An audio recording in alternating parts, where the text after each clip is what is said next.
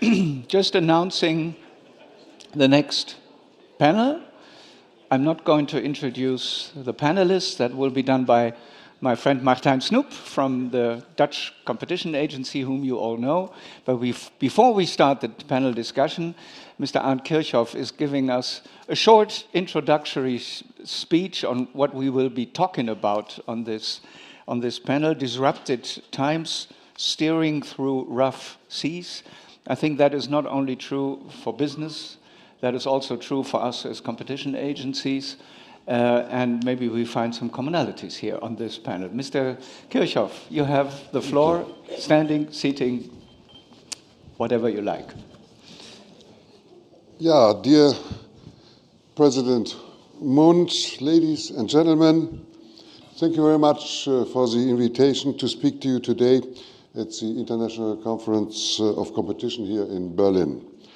Disruptive times, steering through the rough sea. In fact, the topic of this opening panel could not be more relevant. It is completely undisputed. These are extremely disrupted and challenging times for politics, for the economy, for our society, and therefore for everyone in Germany and Europe. First of all, allow me to analyze the situation and then give you some thoughts on how we can successfully get through these turbulent and confusing times. I would like to do this from the perspective of a medium-sized entrepreneur whose company has sites on every continent in the world and is already 239 years old. First of all, there is the observation that the Western world is under enormous stress. This applies to politics, but also applies to companies. Since the end of the Second World War, we have never been confronted with such an amount and variety of challenges, some of which are existential. And at the same time, the geopolitical situation is extremely tense. Keywords for this are the terrible war Russia has inflicted on the Ukraine, and that has been going on now for 2 years. The increasing military conflict in the Middle East, the renewed disruptions in the international supply chains in the Gulf of Aden, and the uncertainty about the course of the United States and America after the fall elections. Adding to this is the economically difficult situation on the global markets. In many places, increasing protectionism and more isolation instead of free market competition is seen as a way to cope with problems. This is all happening during a massive trade conflict between China and the US. Europe, and especially we Germans, are in danger to being those who suffer the most in this conflict. For me, as a medium-sized entrepreneur, together with my brothers, I run a global automotive supplier. This environment represents an immense challenge every day. How do we manage our supply chains? At which locations can we produce competitiveness? At which locations can we be innovative? How can we keep our costs under control in times of multiple crises? How can we, as a family business, remain fit for our grandchildren? That is a perspective a family-run business thinks in. Finally, the political systems are also under stress. In many democratic countries, populists and extremists on either side of the political spectrum are gaining strength in elections. They offer supposedly simple solutions to complex problems, and they apply to the worries the people have.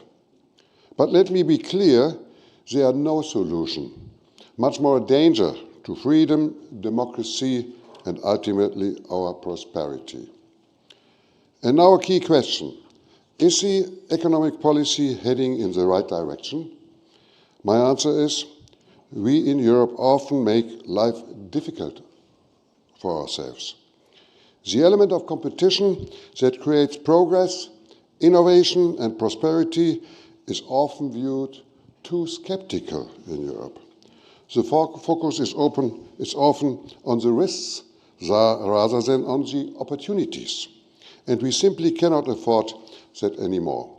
Instead of making ourselves competitive in a more complex international market, we have not even managed to complete the European single market in the last 30 years.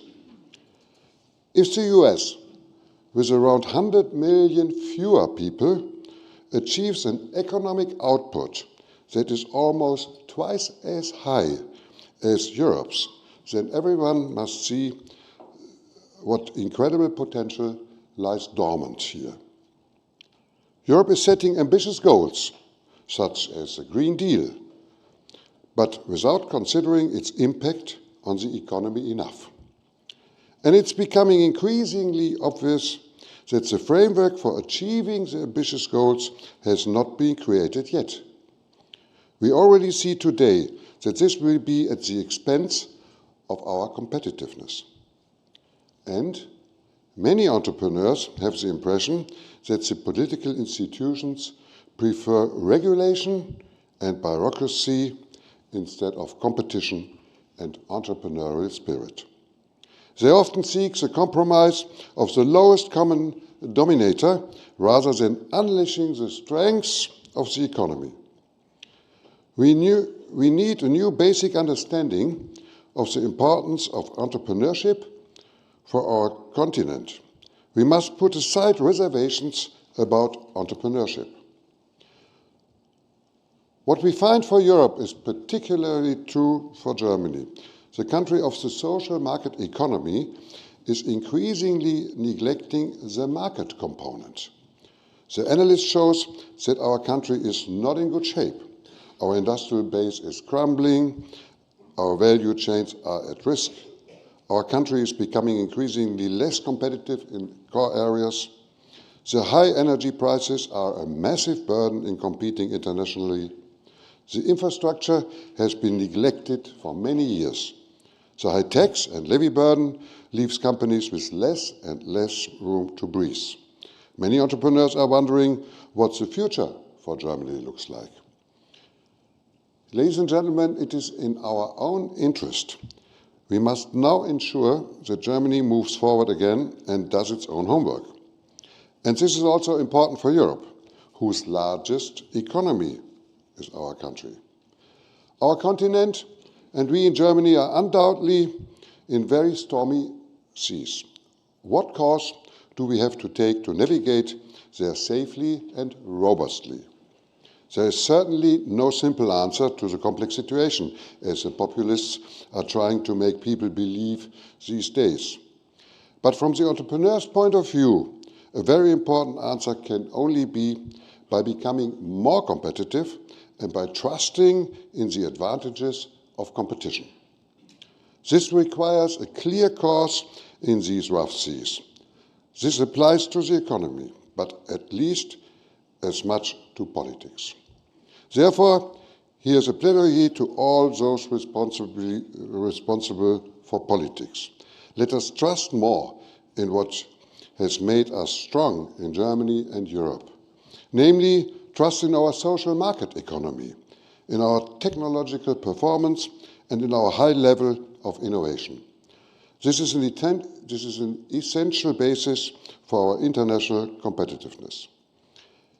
And that's why the answer to all the crises must not be to make competition more difficult, to burden companies more and more, and thus weaken our economy.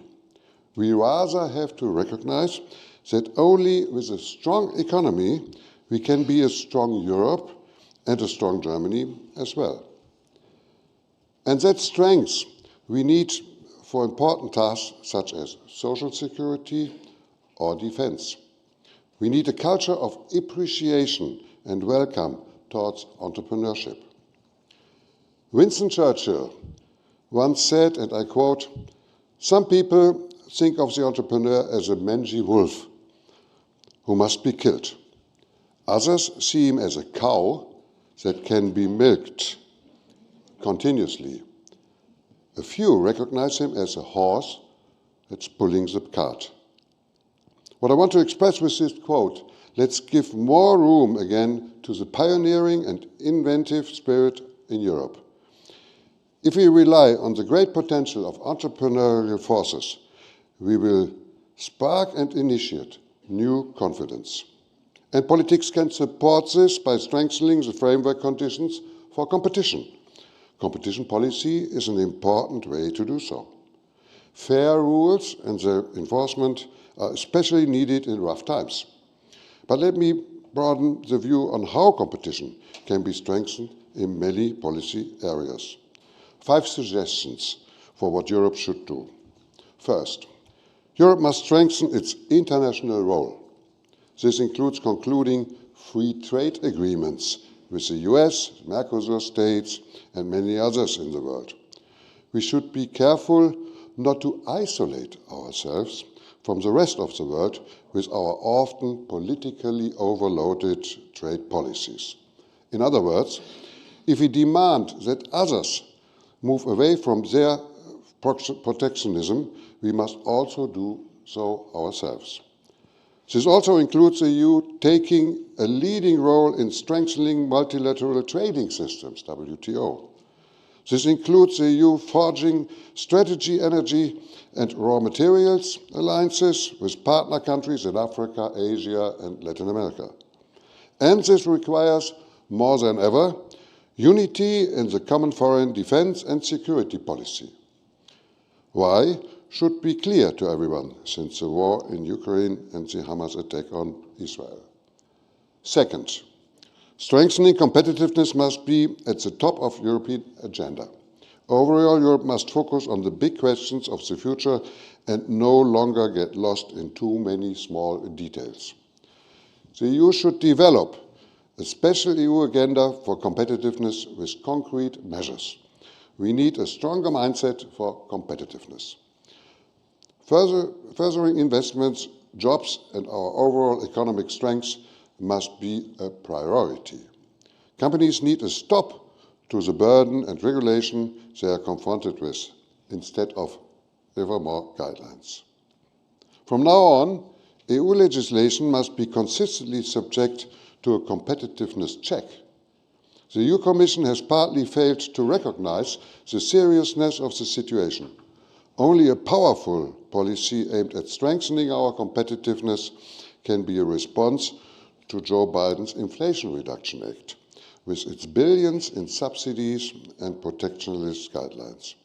We are experiencing distortion of competition in the EU caused by other countries and must respond quickly with an effective competition policy in order to avoid long-term damage. Third, Europe must finally take the reduction of bureaucracy seriously.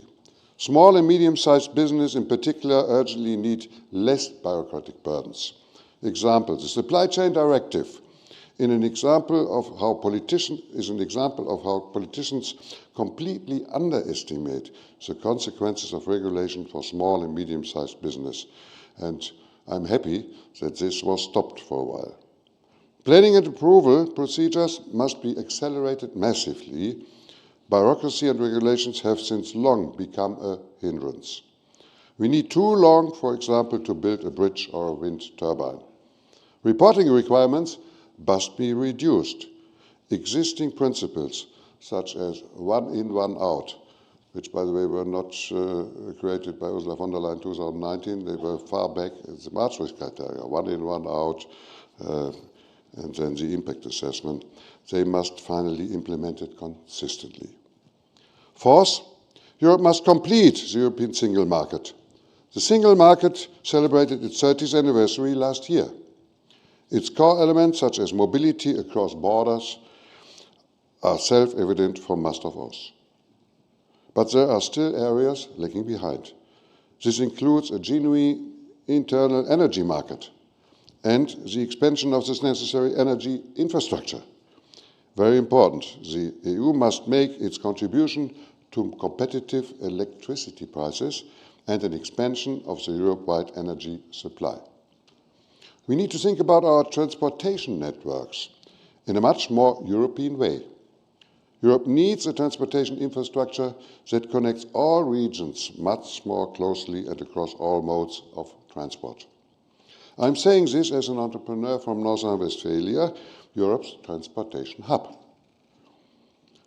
We must stop the unnecessary hindering of employee mobility through bureaucracy, and we must do more to attract talent from abroad to Europe.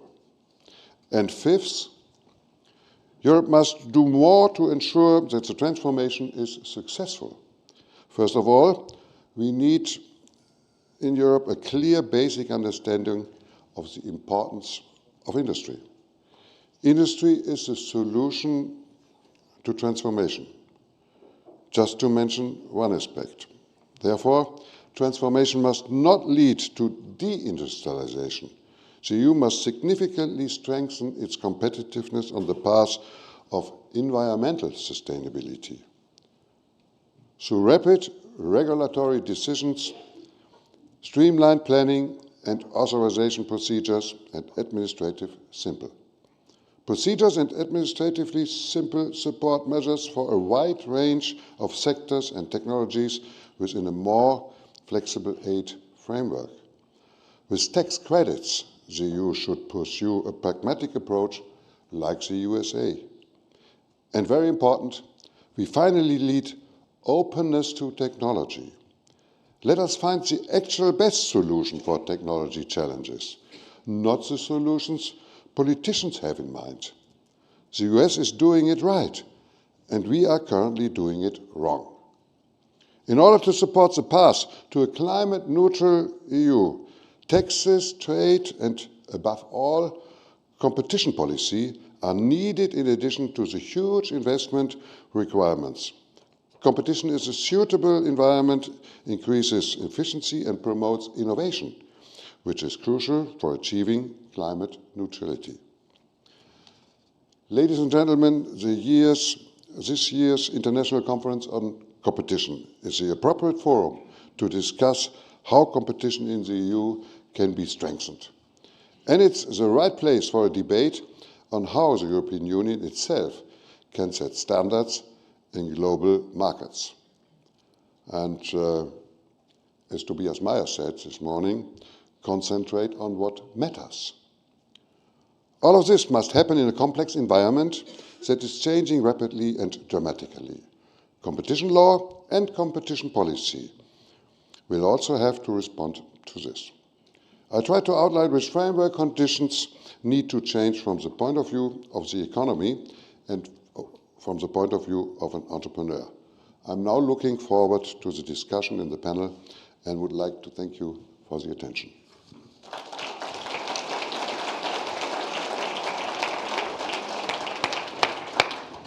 Well, thank you very much, Mr. Kirchhoff. You gave us a lot to think about and a lot of ideas that we are happy to discuss here with a very distinguished panel that I'm happy to introduce to you now.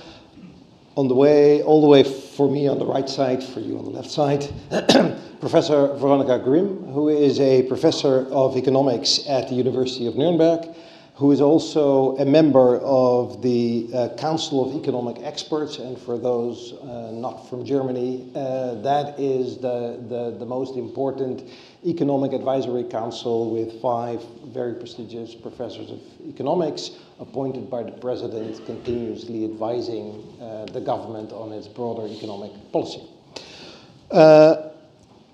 Next is known to everyone, I'm sure, Director General Olivier Gerson, who heads the Directorate of Competition at the European Commission in Brussels, and all the way to my right, Kani Fernandez, a longtime friend because we both came from private practice and joined the competition agencies. Kani Fernandez heads the Spanish Competition Authority, also responsible for digital and other competence, so a multifunctional authority. What the structure of the debate we had in mind was to do first a very, I would say, rapid-fire comment by each of the 3 panelists on something they heard from Mr. Kirchhoff, something they like, something maybe they do not like, or where they have some reservations. And then we'll go take the discussion and break it down into 3 main topics. First topic will be regulation. We hear different calls today on how to reduce regulation, how to reduce bureaucracy, how to expedite decision making. So I think that is an interesting topic for which we can provide our perspective. Second, a topic that came up at several stages also during the morning is how are we dealing with mergers, merger policy. We're not going to discuss specific cases, but is there a need to rethink our merger policy? And finally, state aid or state subsidies. What are the best ways for the government to support industry? Are there new ways to stimulate the competitiveness in Europe that have so far not been used? So first round, rapid fire. Olivier, can I start with you? What I liked your stance on the single market.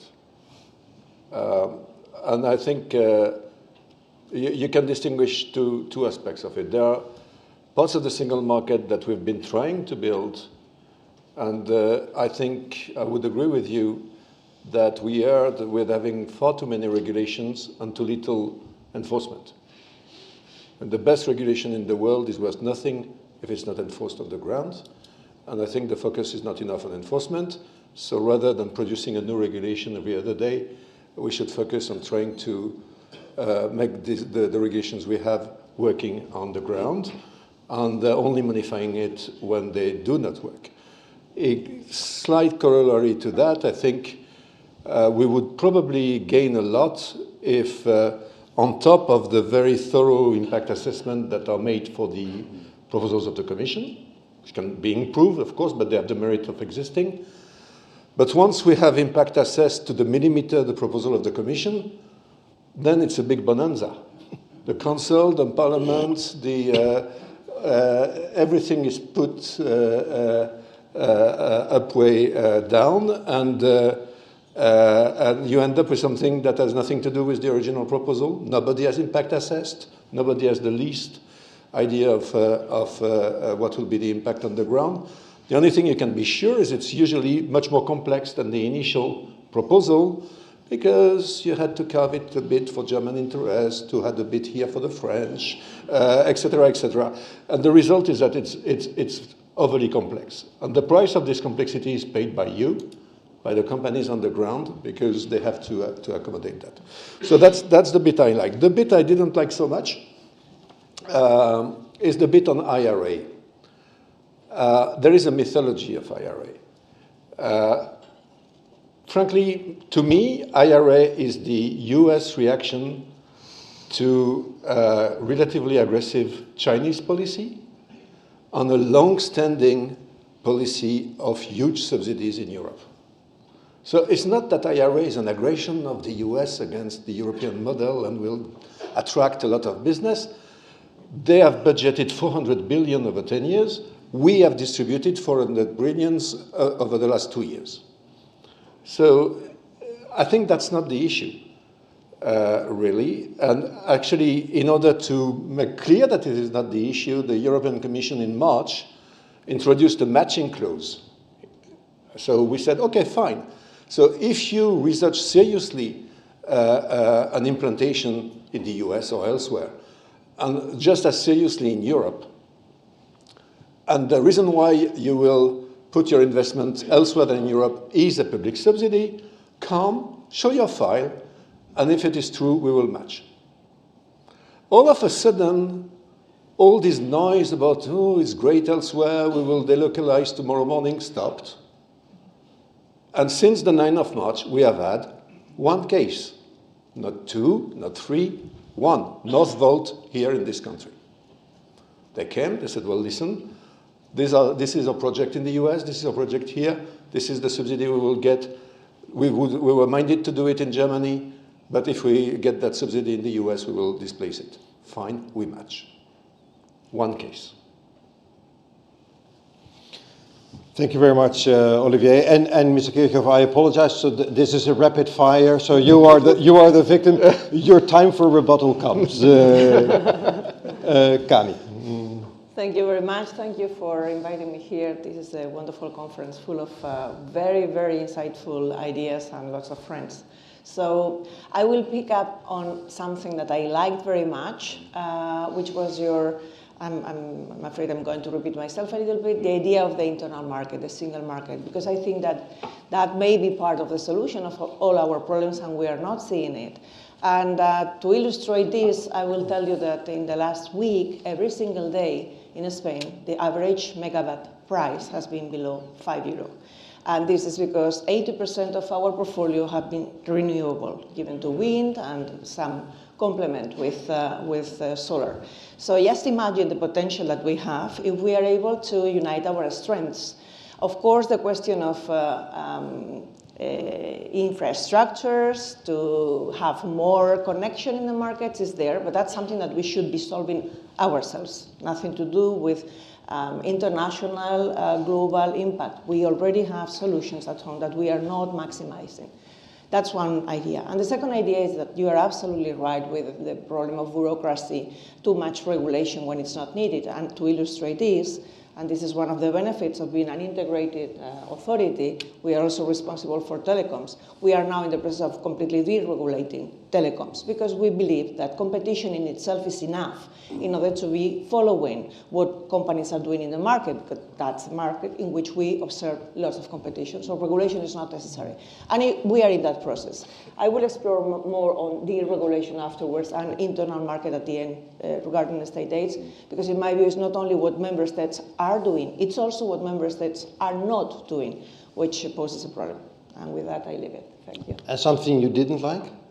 No, I think I can agree with you most of the things you said, and I maybe because I am a very positive thinker, I think I have solution for all your problems. So.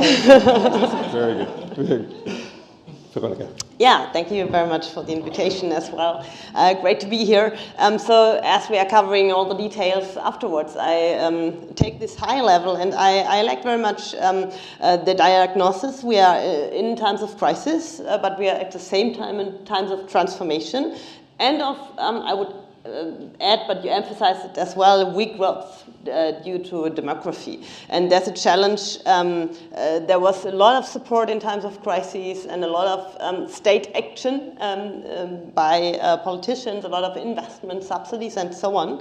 And now competitiveness is the issue that we have to tackle. And this in a time where there's pressure on our economy, and there is so the continuous increase of prosperity that we have experienced in Europe is somehow at stake. So we have really to refocus on competitiveness. And I think it is true that we need a reliable and unified framework and trust in competition. I like this very much, that you said we need trust in the companies and people, that we achieve growth by fostering competition and ensuring that competition is working well. And this is, of course, key.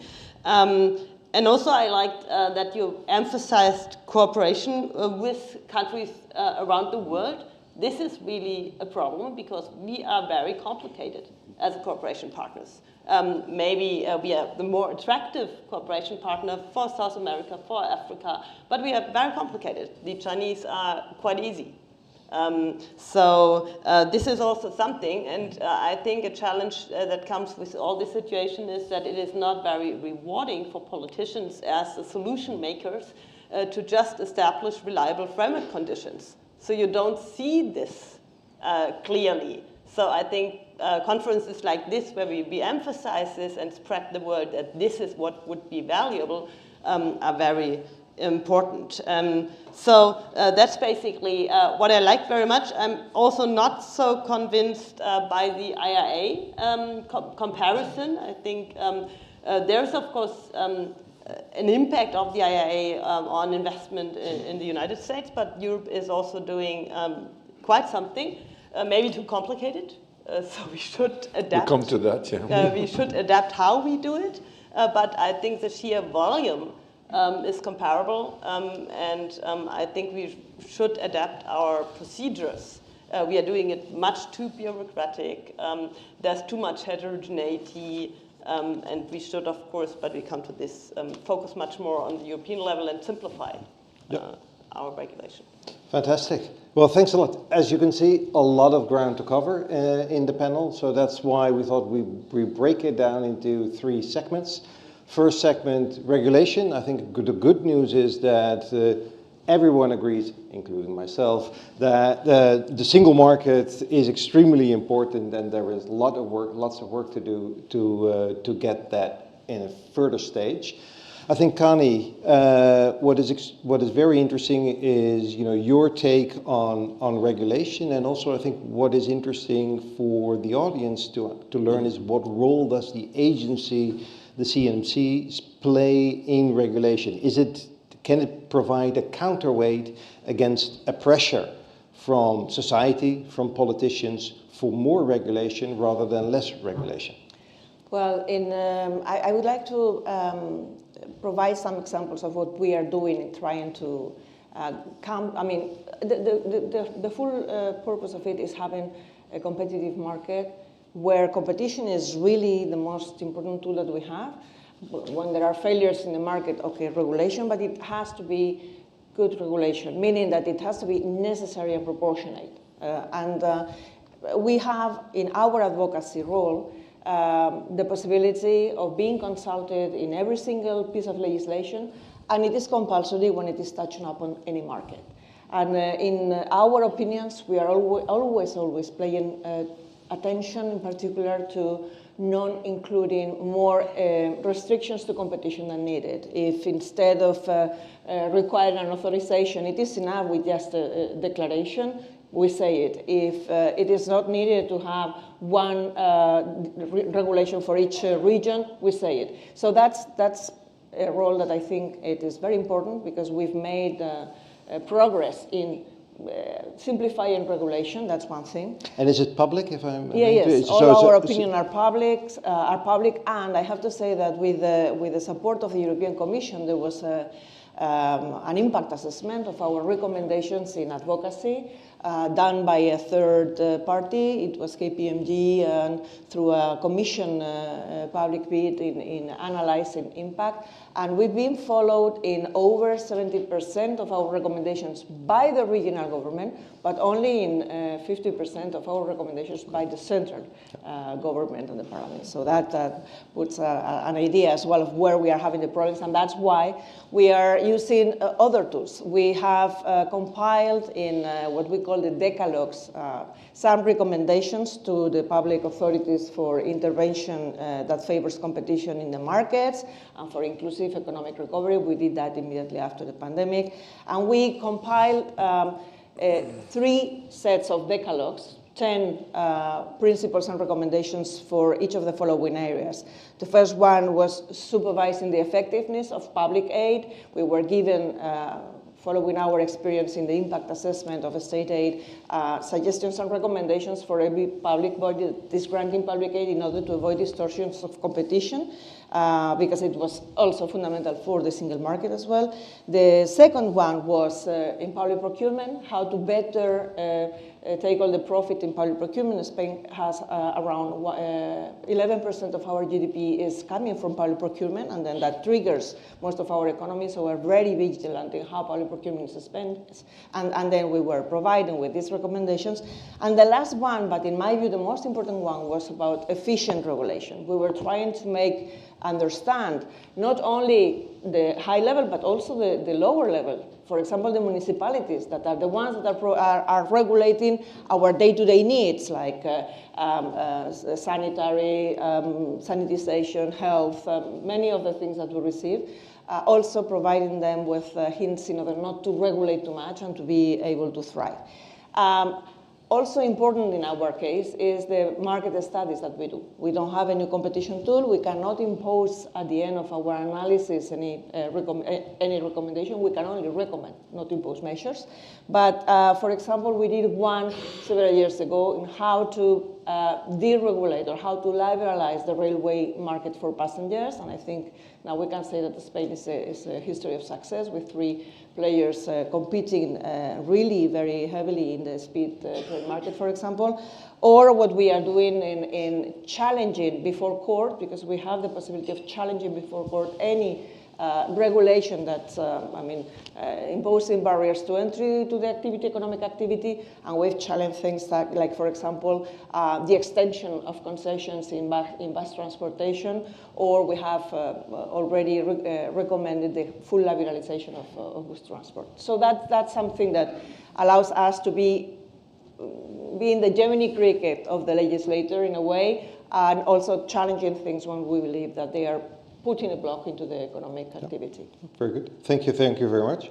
Veronica, in Germany, how is the situation? Does the Economic Council, of which you are a member, do they provide advice on new laws or reduce complexity or reduce bureaucracy, or who provides that in Germany? Is there this counterweight against a public demand for more regulation?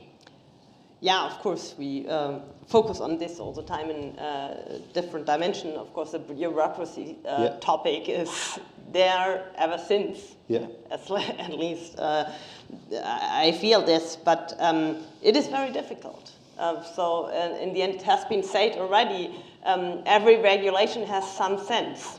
And there is, of course, always an opposition in order to, if you want to tackle it. I mean, one would have to adapt regulation in a sensible way and not just abolish a rule, because the rules have often been made for some sense. And of course there would be a strong case for doing more unified at the European level. In climate protection, we have the emission trading system. We integrate it across more sectors now. At the European level, this is good also in terms of data access, in terms of capital market. This is also an evergreen, the capital market and banking union.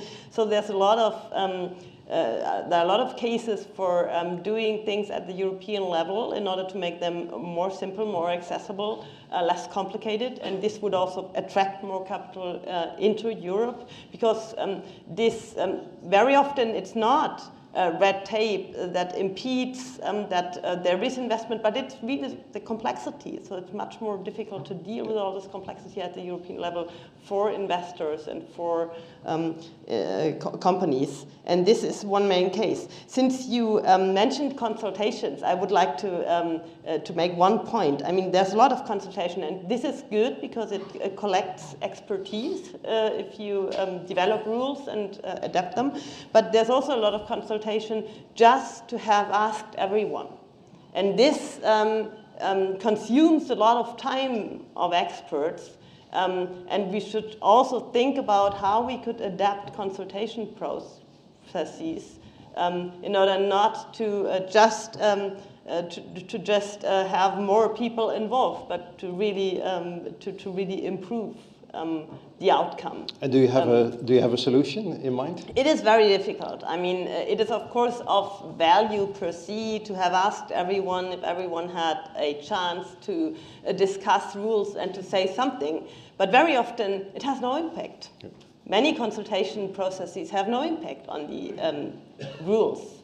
And we should just try to adapt this, because it's also very complicated and it consumes energy and capacity that could be used otherwise. Yeah. Mr. Kirchhoff, do you have a kind of a secret tool, a secret ingredient in mind how to reduce regulation? Mm-hmm. Who should do it, or what? Yeah. Well, first of all, we should follow the rules that were set long ago. Yeah, so one in, one out is a rule that you not only find in Brussels, you also find in Berlin, you find in all single countries when you look into the coalition contracts repeatedly. Now, but who is taking that serious? So to take it serious and to be responsible, no new rule as long as there's not one, or better two for a while, to be stopped. Yeah. Yeah? And now we can talk about how we can do this. So I guess there are a lot of things we all know, and I admit, of course, all these were created by us, by human beings, and most of them also through the industry, because they wanted to have some rules or standards or this. But then we forget it, yeah? It's getting more and more complicated. So we have to find a way that we really take that serious. And first, of course, we should do all efforts really to reduce. That's a question of the process. Yeah, it's the process. And the same thing is how we arrive at the end of a really too long discussion on every detail in Europe. I mean, we are a democracy, that's complicated, but also there we should look into the process so we can streamline that. But, and I think that's the main reason, Professor Grimm said, politicians as a solution was one word. This morning, Tobias Meyer said, they are acting too much. Now, or they should moderate, or they should do the governance and not be the player. I think that was the expression. Now, there's a wrong understanding that we have since more than a decade, that politicians do not only set rules and governance and framework. No, they are in the middle of the field, of the playground. They are players, they are active, they say this is green, this is not green, this is right, this is wrong. But this is no market openness, and this is no technology openness. Now, when I talk about technology openness, we have goals. We all agree on Paris 50 or Green Deal 45. So we all agree. We want to support it, and we have a good goal or good regulation, which is a CO2 price ticket. But that's all. Yeah? This will increase and increase and increase, and you will see the economy, they will do everything to stay competitive. But don't limit them. Don't tell them, do this, do that, go after them. That's not our market system. Yeah? So we are more and more becoming a planning economy and away from a market system. So this is the basic rule. So I would look into that. Another thing, IRA, same story. Yeah. This way I can also answer. Now, there's maximum freedom for entrepreneurs. Maximum freedom for entrepreneurs. So, and don't tell the entrepreneur what is green. We know what to do is that we become a more friendly world. Now, and they don't spend money for that. We do everything with subsidies, which is not our wish. The companies, they're never asking for subsidies as a basis. So do it with tax holidays. It's also possible in Europe. In many countries, we don't get 1 penny as a subsidy, but we invested hundreds of millions, my company, hundreds of millions in European countries, and we got tax holidays for 5 years, for 10 years, and there's a clear calculation behind it. It's a big deal, so it costs nothing for the state, and the entrepreneurs do it. Yeah? That's the system that how you do it in America. Yeah? And we are always trying, we don't have enough money, there's no budget, yeah, how can we subsidize? No, except one thing. Since we need to become less independent, yeah? Or more resilient, whatever, we have to define, and we did, through IPSIDE projects, for instance, important projects, that we say, okay, what do we need not to be cut off, like semiconductors, or maybe like batteries for cars. And the rest should go into infrastructure. Because the most limiting thing in Europe, also in Germany, but in Europe, is that we don't have the infrastructure for transformation. Not for energy, not for mobility. Yeah?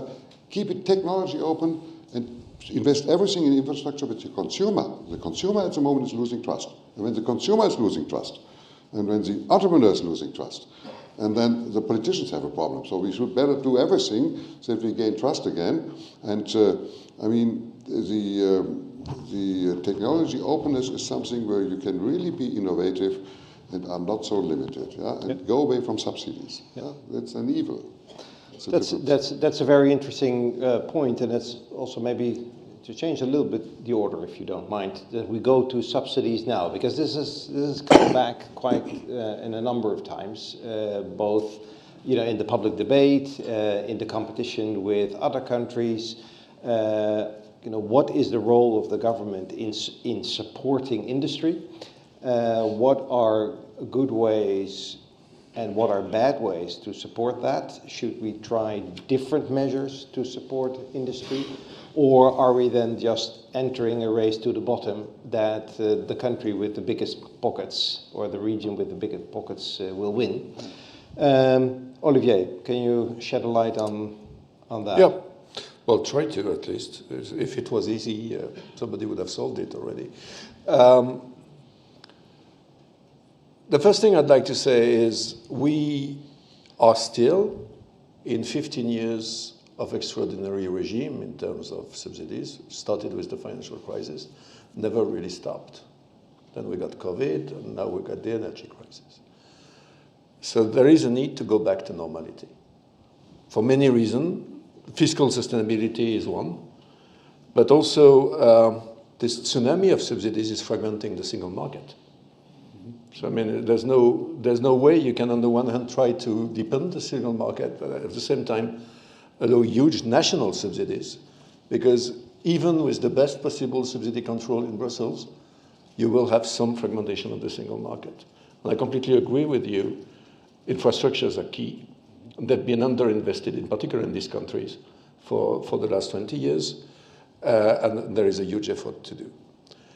Does that mean that the world of tomorrow, subsidy-wise, will be the world of yesterday? No, neither. Because we need to make huge investments for decarbonation. Mr. Draghi, in a recent speech, said 500 to 600 billion a year, which is about what we had calculated at the time we were working on the taxonomy, and it's probably on the low end of the range. So it's huge. Can it be done by private sector alone? No, for two reasons. The first one is because we have done nothing for 25 years. We have shrunk the window. So you need to do the same investments, but over a much more reduced time span, and therefore it's more difficult. The effort is bigger, of course. The second reason is that normally when you make an investment, you calculate your return. Mm-hmm. Well, these investments have no return. You have to do them, but they will not generate one single euro of turnover more. You need to decarbonize your process. Will you sell more of your products? No. They're still the same products. But so it's costly, but it doesn't generate additional return. So it's very atypical versus a normal privately decided investment. And that's the reason why public money needs to make it investable. So the world of tomorrow will not be the world of yesterday in terms of public subsidy. I'm convinced of that. But that do mean that we will need to focus, because public money is scarce. The focus should clearly be on infrastructure, decarbonization, and innovation. On all the rest, that doesn't mean on all the rest you will have zero subsidy. Probably we'll still have some restructuring of companies that are necessary and need a bit of public money, but we should go definitely back to a normal, rigorous control of the state aid. That is the way I'm seeing the future. We will also need to be able to better accommodate the tension between the external pressure and the internal challenge. It is true that the international situation is more challenging. I mean, as we said, the US are waking up to an industrial policy. They need to react to the Chinese. The Chinese have a very aggressive one. And we cannot continue for much longer to be the ball in the world football play. We need to be a player as well. And that needs to take a couple of bold decisions. So that's why I think it would be good if the Commission would decide to make permanent the matching clause, because the matching clause at the same time allows to deal with the real problem when they arise and get rid of all the fake claims for opportunistic subsidies. Mm-hmm. So philosophically, this is not an instrument I like, but pragmatically, this is an instrument that works. So I think we should focus there as well. Two more points, and I have finished. You're absolutely right on tax breaks, although it's not true that they are costless. I mean, a tax break is just as costly as a subsidy, but in a different way. It's deferred income. You miss an income rather than having a spending, but in the end of the day, you have less in the coffers of the States or Europe, as it may be. But it's true that it has some advantages. Let me tell you a very small story. When we introduced the matching clause in March last year, at the same time, it remained unnoticed, but we introduced the possibility for member states to structure their subsidy schemes, in particular for the decarbonization process, as a tax break. And we introduced the possibility for them to do it also on a transnational basis. And I discussed with my opposite numbers in this country, in France, in Italy, and told them, well, listen, guys, rather than, maybe you want to take advantage of this so that you can mimic what Mr. Biden is doing. But it would be really ridiculous to have a different system in France than in Germany, than in Italy, than in Spain. Why don't you come together, we're happy to help, to design a scheme that is compliant with stated rules, and that you would then roll over in all of your countries. And I'm sure if you start, the rest of the member states will follow. Nobody was interested. But the instrument is still there. It is in the currently applicable framework. And why were they not interested, Olivier? My guess, sovereignty. Why should we discuss with the French what we want to do in Germany, or the other way around?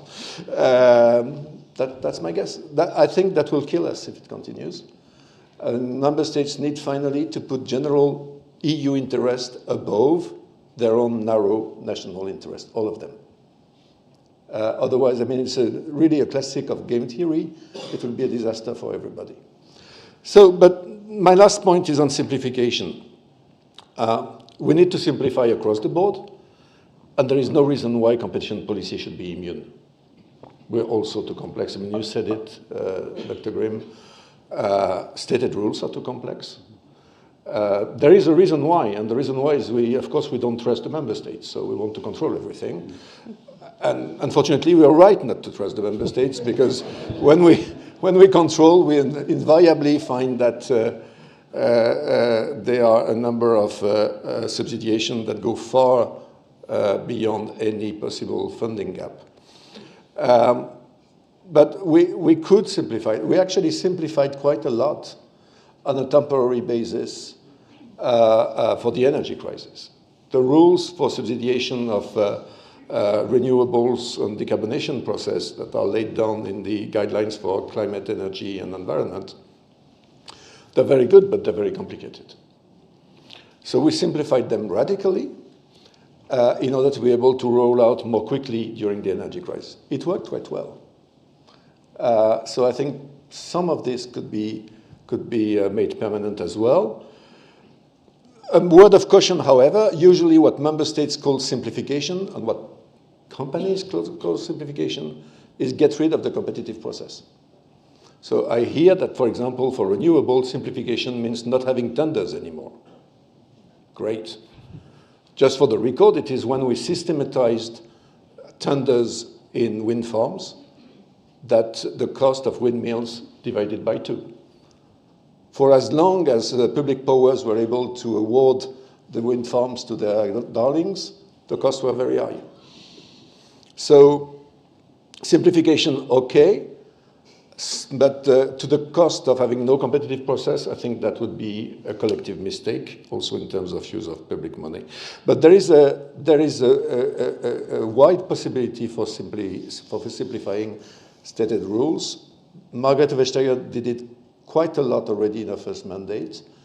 I just want to recall that over 90% of all stated measures in Europe are subjected to what we call GBER, the General Block Exemption Regulation, which means that for as long as you respect the framework, these cases never go for notification in Brussels, over 90% of all state aids. So what comes to us are only the big things, that have a huge transborder effect and a huge potential for fragmenting the single market. These ones, I think, have to be examined, but arguably they could be examined in a more expeditive way, less red tape and less time as well. Thank you very much. Veronica, your view on this, I would be interested, both, go ahead and may have some follow-up questions for you specifically.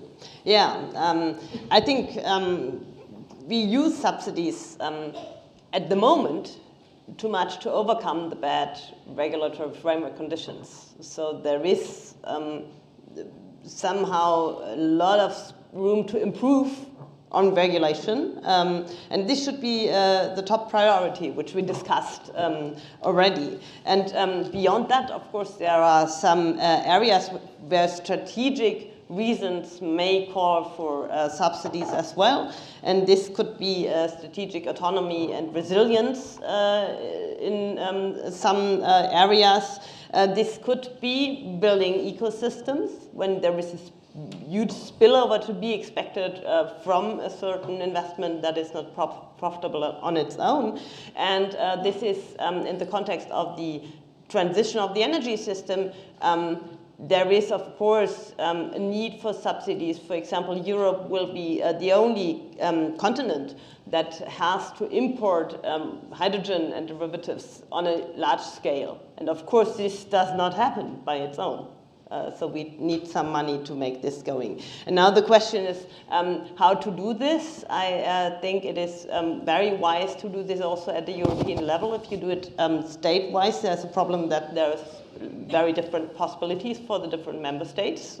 Some have quite a lot of money available, others don't. And there is an advantage also for big firms if you do it on a discretionary basis in very complicated ways. So there should be competitive mechanisms to award these subsidies. And I think we have to be careful. I mean, there are these strategic areas, but there are also, of course, areas where at the moment the competitiveness of certain industries is decreasing in the context of the transition to climate neutrality. And there's really the question, how much subsidies do we place into that area? There will be a lot of structural change, which we have to accept in a way. So we have to focus on the area sectors where there's a high growth potential.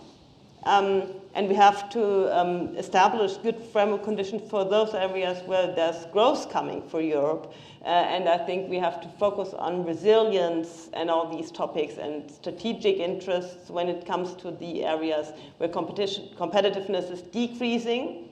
There we have to be very careful not to just re-establish everything climate neutral, but to focus on resilience and strategic issues when placing money into that areas.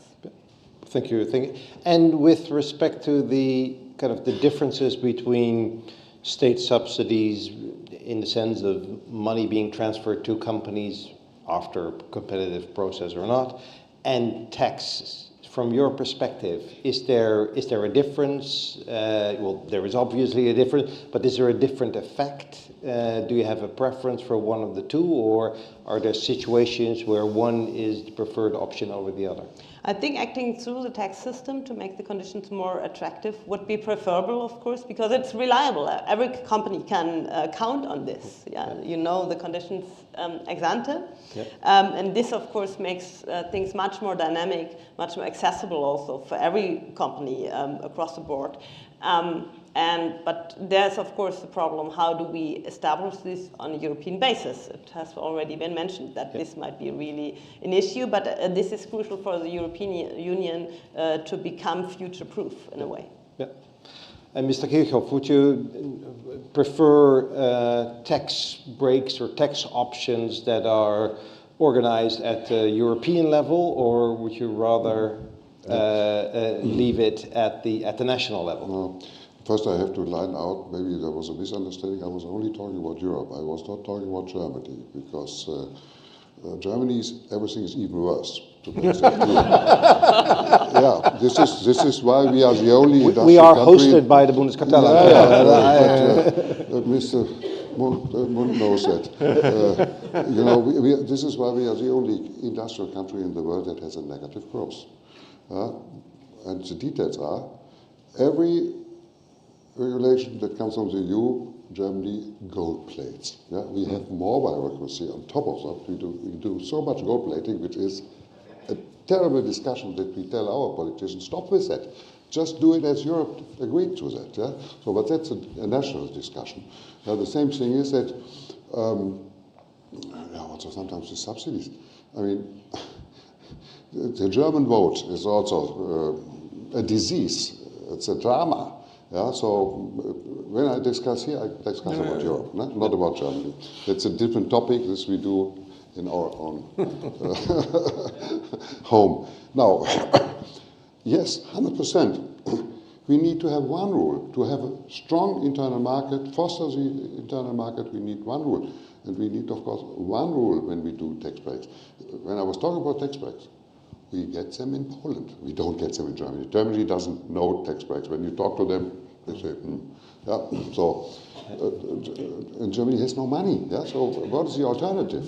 Yeah. So, but we need to apply one rule for all member states. Yeah? Yeah. That makes life easy. That is condition number one to reduce bureaucracy. Yeah.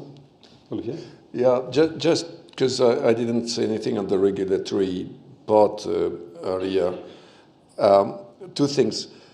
I agree with you that we should simplify. I'm not sure the one in, one out is the best way to do it. Like all these rules, it's relatively brutal. What I think, however, is the issue for me is not so much more or less regulation. Well, I think less is better in general, but the issue is really some regulations. For example, the single market cannot happen without regulation. This is simply because we have to defragment.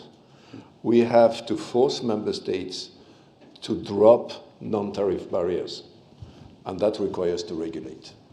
So this type of regulation frees market forces rather than constraining them, and it's a good type of regulation. So I think the discussion needs to be a bit more into detail. Not all regulations are evil, not all regulations are good either, of course.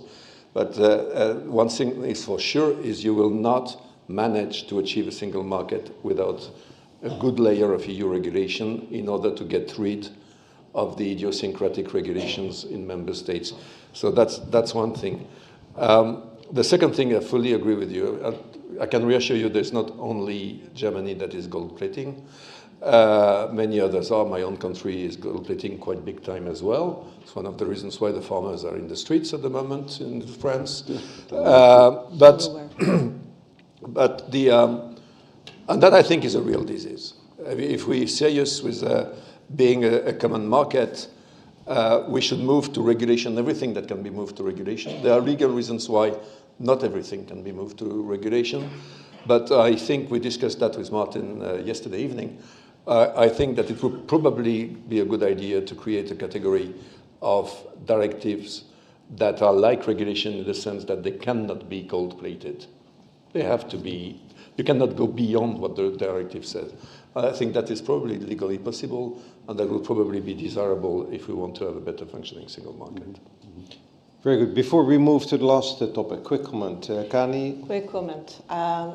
When we talk about the state aid, my concern is that we're risking to end up in the fragmentation of the market. The risk is ending up having Europe at 27 speeds. And that's why if we absolutely believe that state aid is needed, I would favor European funds, not national funds. That's something that we really need to think of, because otherwise we will end up having a non-Europe, and our strength is Europe.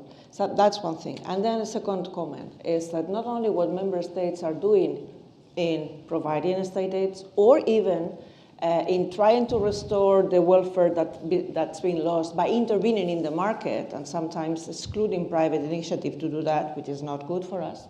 So be very careful in this kind of interventions for the welfare of the consumers that are not necessarily good for the market. But also, let's keep an eye on what member states are not doing in order to favor the internal market. And I was mentioning the lack of interconnection that would have allowed, for example, France or Germany to profit on the renewables low prices that are in the southern Europe, for example. Lack of railway competition among member states, not banks that are European-wide. So let's pay also attention to what member states are not doing, are not favoring, are not investing in doing, because that's something that is as costly as, I would say, fragmenting the market through state aid.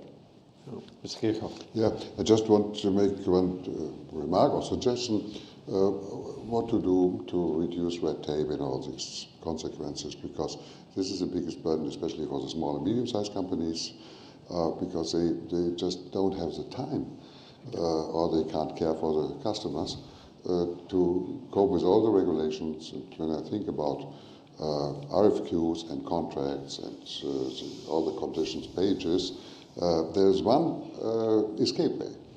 And this is much more speed in digitization and applying AI. So applying AI, you can reduce not hours, not days, not weeks, not months, years of administration, and also for those who apply it. But this requires a standard. Now, we should agree on the standard. Yeah? There are not so many in the world based in Europe, yeah? But we are so slow. Where is the European cloud? Where is this? Where is that? Yeah? Because we have to store those things. So with AI, we solve a lot of those problems. We do that already in the economy. So I don't want to ask what is the state doing, yeah? But this is so easy because you don't need to read. You get the answer. Yeah? You have the papers ready to submit. That obviously required, and so you reduce a lot of red tape. But this is a big, big job. Fortunately, on AI, we also have a panel. So stay tuned for the panel. I think in the final segment, the final 15 minutes before lunch break, maybe it's good we talk now about industrial policy, but bringing it a little closer to the lives of the competition authorities. We are, as a matter of fact, hosted by the Bundeskartellamt. So we also need to understand what does it all mean for competition policy, maybe in the area of mergers, cartels, abuse of dominance, quasi, if I may say so, competition regulation that we now have in the DMA or 19A, and very other new forms of competition regulation. But is there a fundamental issue with competition regulation as we know now? Does it, in Mr. Kirchhoff's words, should we trust businesses more? And can there be a more relaxed enforcement or less strict regulation? Or do we need to go to the other way, to the other end? Do we need more enforcement, more regulation, a combination of enforcement, because what we see out in the market is not giving us enough confidence to give that trust to companies? Veronica, can I ask you first to shed a light on this, on the broader theme of competition policy, including the various segments? Yeah, I think we need clear measures against market power in the context of mergers. Since you mentioned it in Germany, so there is this possibility of the ministerial approval if it's in national interest, the merger. The Monopoly Commission very often suggested not to approve, but then the merger was approved nevertheless. I mean, this already indicates that maybe we need clear rules, and national interest, as we discussed already, is not always European interest and is not always European long-run interest.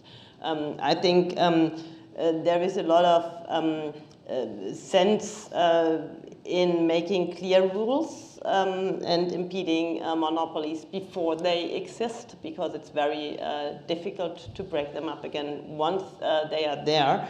And the more possibility to influence decision makers, the more capacities are already allocated to influencing them. And that's also bad. I mean, we are living in times of scarce labor. And we don't want to spend a lot of time of the valuable labor force on influencing decision makers to reassess issues and so on. So I think there's a clear clear call for clear regulation. And do you see, so if you look at the competition policy at large and how it is developed, if I understand you correctly, you know, you would definitely not argue for a more lax enforcement or more lax rules. Stricter enforcement even, or? I think in this context, I mean, one key issue is always discussed is do we need champions that are then more successful outside Europe, worldwide? Are our companies fit for competition? And I think in order to achieve this, we need good competition at home and good framework for growth. And this makes firms particularly strong in order to succeed also globally. Yeah. So I think we have to safeguard our competitiveness and our competition framework at home. Yeah. And Mr. Kirchhoff, from your perspective, is competition at home, is that important to be successful in the global market? Of course. I mean, when you see what are the fundaments for, let's say, economic growth or success as a company, that is the education of your people, so HR. It's of course then the ability to be innovative, and it is, and you can see that in Germany, that's one of the success routes. It's the, let's say, the local network, because you have to combine knowledges. Not everywhere in the world you find local networks. And when you enter in a new country, like we did many years ago in Brazil or in Mexico or in China, you don't find that network. There you can see how difficult that is. Now, in Europe, we have networks normally, and in some, when I compare it with Germany, currently, we have a better network in Poland than in Germany. Much better. We also have a stronger industry in Poland than in Germany. So those networks are necessary. The question is how big they are. And we, as an international company now, we have now a European and a global network, not a German network any longer. So we break that up. And you need to look for your partners, your clusters, your cluster. So you don't necessarily merge. So you don't have to merge and get controlled. So it's not necessary, or buy. It's not necessary. And the task that we have within all the transformation, it is obvious there's no such a big company that can do it on its own. When you look at Siemens or you look at the car maker, they need Google or they need Microsoft or they need Amazon. We also need Microsoft. And I can only recommend, it's one standard globally. We have SAP, one standard, we have Microsoft for the cloud business in Europe. Also the American data are stored in Europe. It's all possible. And so now that's a new world. And that's the way how you're competitive. Now, when you look to my world, we are less than 50%, it's closer to 10% business in Germany. We have another between 50 and 60% in Europe, which is also the German value, so we do 60% with Europe, and then we have 35% in the world. So that's the setup. That's why it's so important that Europe is competitive. Very good. Olivier, at the European level, has always been a discussion, and it goes with ebbs and flows about the creation of European champions, even if that restricts competition at the European level. Is the debate coming up again, or where is it now? No, I think it is. Well, you know, it's the Loch Ness monster. I mean, it comes back every 20 years. It was very typical when I joined the EU in the 90s, then it disappeared and it appears again. I think nobody contests that it's great to have European champions that are very competitive in the world. That's not the issue. The issue is, should you accept to pay a cost in terms of exploitation of your domestic market and domestic consumers to build that competitiveness? Or is it actually doing anything to build competitiveness? I mean, I think if being shielded from competition would make more competitive companies, we would know by the time. And I was really struck by, there was this big telecom gathering in Barcelona last week. All the big bosses of the large international companies were singing the same tune. You should allow us to consolidate, not cross-border, but within border, because this is what matters. But of course this is what matters. This is where you derive market power, and therefore you're able to higher your margins. But what does it do for Europe? I mean, the blueprint are the US. So look at this great US market. 3 players. So we looked at it. Do these 3 players invest more by subscriber than the EU operators? No, they don't. Is the connectivity and the service better in the US than it is in Europe? No, it is not. Are the consumers better off in the US? No, it's actually much higher price. But it's superior, it is very superior in 2 ways. Market capitalization is much better, dividends are huge. So is it what we want to achieve in Europe? I don't think so. So, and if they want to achieve size, well, they can consolidate cross-border, but they're not so interested. Actually, 20 years ago, we had a huge cross-border operator in Europe called Vodafone. They've been busy for the last 20 years trying to cease to be a cross-border European operator.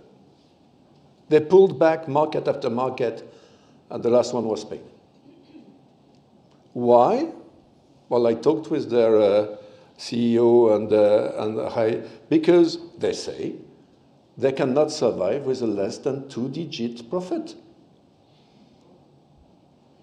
I happened to have had lunch with Mr. Bouygues yesterday in Paris, and he couldn't stop laughing because it was the day he was presenting his world account, and his average profit is 2%. And he seems to survive. You know, he doesn't have 2-digit. He never will have. So I think we have an issue. And these are the people in all sectors, the very, very large, the CEOs of very, very large companies that are singing that song. Yeah. I don't think this is the interest of the European economy. I don't think this is in the interest of our 22 million of SMEs, by the way, because that impacts also on their competitiveness. I think this is the interest of nobody but the shareholders and probably the 20 highest salaries of these firms. But still, they are powerful. They talk to heads of state and government. So yes, we have to remain vigilant and we have to fight against this trend because it comes back big time. Thank you. And Kani, is that the debate that's also happening in Spain at the moment? Well, we have a 3rd phase in merger control in Spain that allows the government to approve a merger that would have been conditioned or under commitments or even blocked. And here I have to explain that we don't block mergers in Spain because we can impose conditions on top of the remedies. So that's what we do. We impose conditions. One merger in the telecom field where we imposed 96 conditions. The merger was abandoned, but anyhow. When we impose conditions or commitments, the government can, under a 3rd phase investigation, approve the merger or eliminate some or all of the conditions. And the public interest considerations have to be restricted to defense and national security, public health or safety, free movement of goods or services in Spain, environmental protection is there, and one that's very interesting nowadays, promotion of technological research and development. So if the case would arise, I think our government could go after our prohibition or condition on the basis of competition elements, because I think that honestly we are well equipped as competition authorities to analyze some competition elements. And of course, when we have environmental elements that are in themselves a parameter of competition, because we experience that consumers prefer that product because of the environmental less impact that it's having, something, of course it's going to be an element that we will take into consideration. But as an objective of itself or for a merger, I don't think we are well equipped for that. So I would like to. Thank you very much. I think we're coming to the end of the panel discussion. I don't think we solved everything, but we got a long way. I think it was very interesting to hear Mr. Kirchhoff's take from an entrepreneurial point of view, fantastic, impressive company that you lead. And that should be an inspiration for other European companies. I think on the basis of that, we touched very well the issues of regulation and less bureaucracy, finalization of the single market. I think we all agreed on that. We looked at state aid, modernization of state aid, other ways to provide to aid companies, and finally we finished off with a quick round of a wish list for competition policy. And if there is one takeaway I put in mind is, be very restrictive of allowing European champions if that leads to less competition in Europe, even if it leads to more competition or better positions outside Europe. This was a roundup of a fantastic panel. Join me in thanking the panel with a warm round of applause. And